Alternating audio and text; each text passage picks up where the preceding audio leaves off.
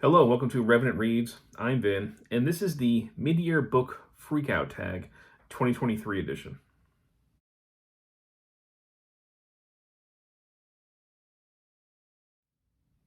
So this is an annual tag. I think this is my third year doing it. I think I did it for 2021 and 2022, but I'm not entirely sure.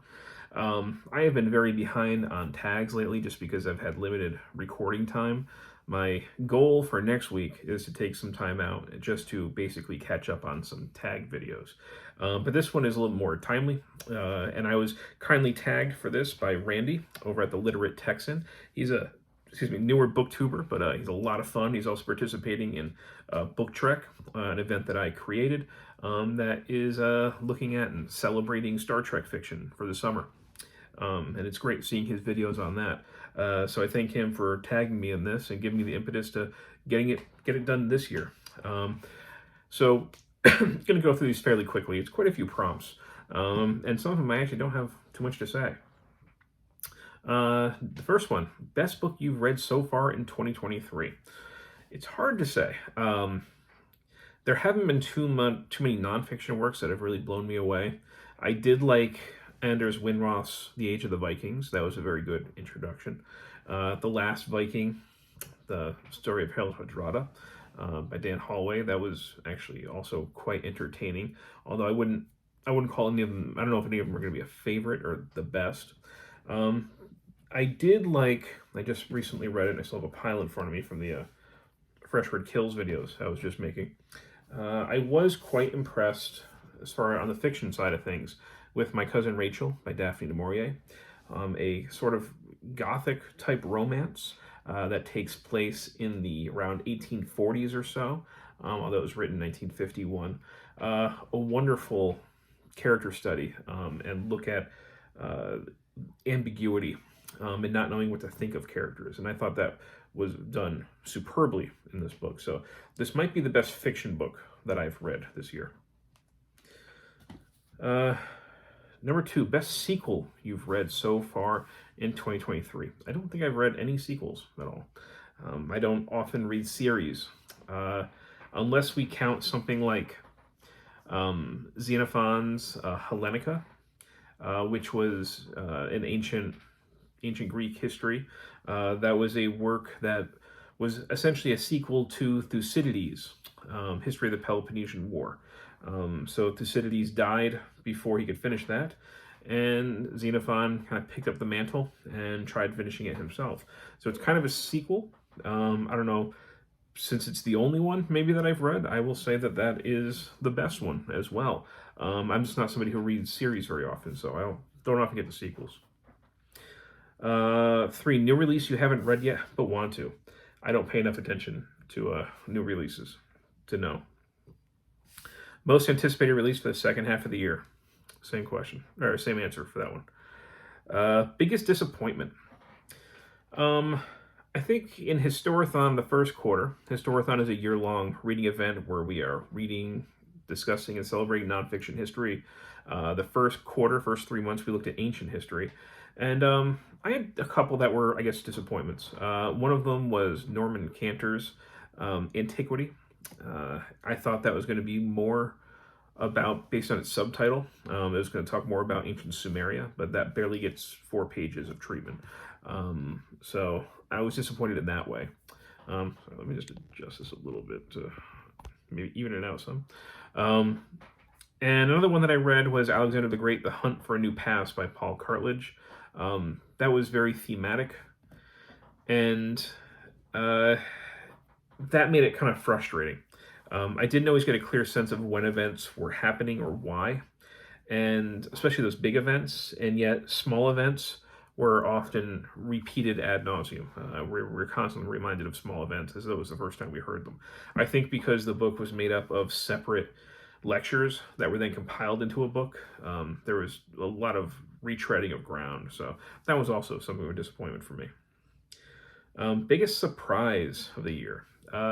I'll say one that's for young people that I was surprised about, and that was the Nathan Hale's Hazardous Tales, the graphic novels that are made to teach mostly middle school age students history in a fairly fun, entertaining way.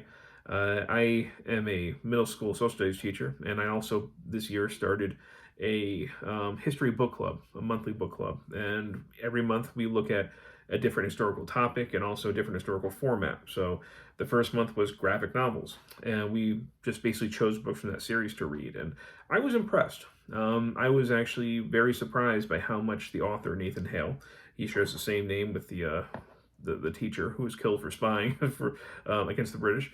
Uh, I was impressed by how much he was able to um, convey in a very succinct manner to students and keep them engaged. So that was one of my big surprises. Another good surprise for me was the Private Memoirs, Confessions of a Justified Sinner by James Hogg. That's an early 19th century Gothic work that looks at the idea of predestination and someone who believes that they are predestined for heaven and therefore basically cannot sin. No sin could actually keep them from getting into heaven, and therefore they can commit atrocious acts. And I really like the structure of that and the ideas, and some great character work in there as well. So that was a big surprise for me. I liked it way more than I expected to.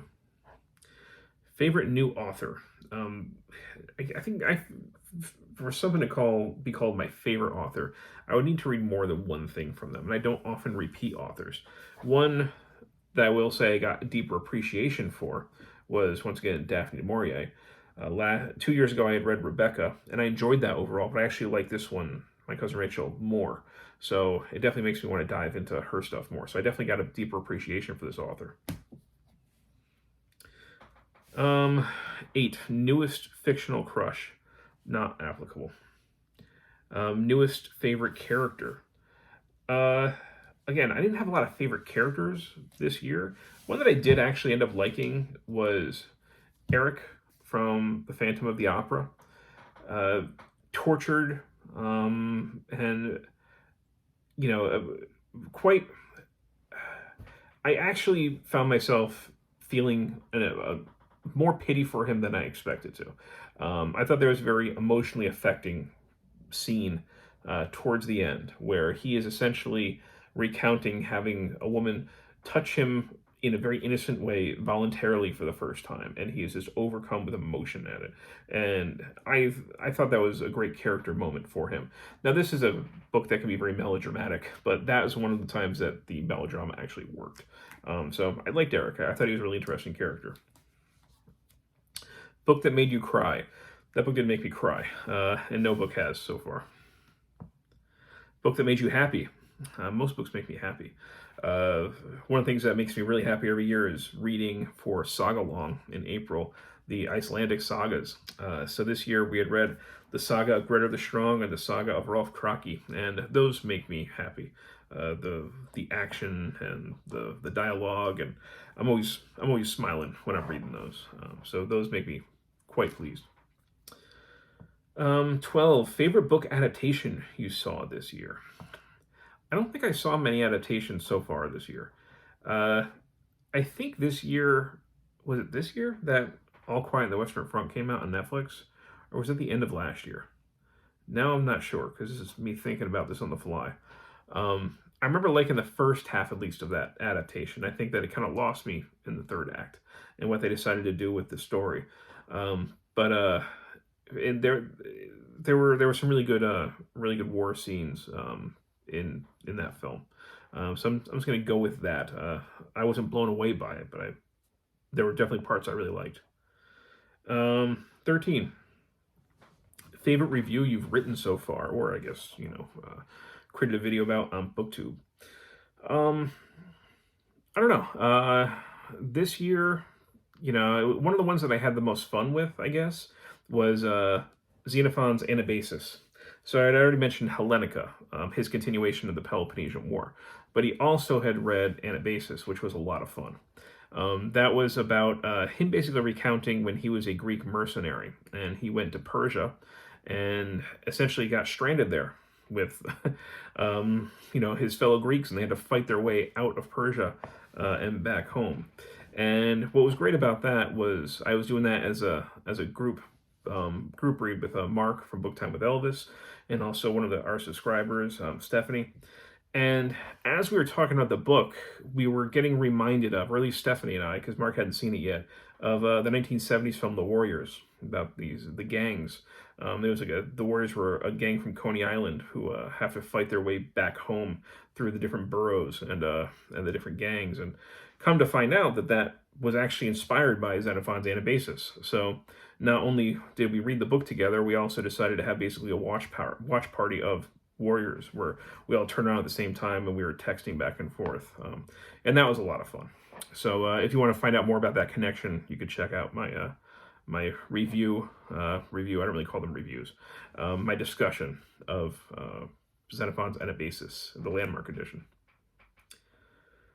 14, the most beautiful book you've bought so far this year or received. I didn't get too many beautiful ones. I will say I have one in front of me, though, that I do think is quite beautiful, and that's Tales of Valhalla. I just think that's you obviously have the gorgeous woodworking of the Norse, but it's a really nice cover design.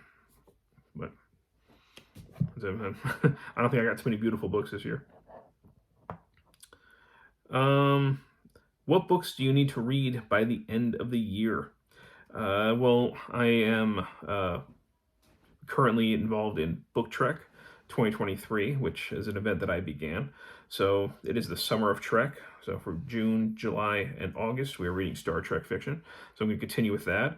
I also created Historathon, and in both these events I'm talking about, I have great co-hosts along with me. But Historathon is a year-long celebration of nonfiction history.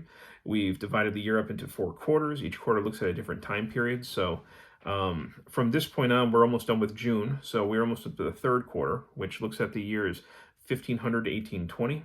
And then the last 3 months of the year, we're going to look at 1820 to the present. So I still have a lot of books to read for that. And I also have sort of an informal Gothic book club, which has been bi-monthly at this point. Next month for July, I do plan on reading Wuthering Heights, which I have not read yet. And I'm not entirely sure what's going to be in store, but I'll get through a few more Gothic books before the end of the year. And of course, I'll read a bunch of other stuff along the way. And that's it. This was just very quick kind of check-in. The mid-year book freakout tag 2023 edition. So once again, thank you to Randy, the literate Texan, for tagging me on this. And as always, thank you, Booktube.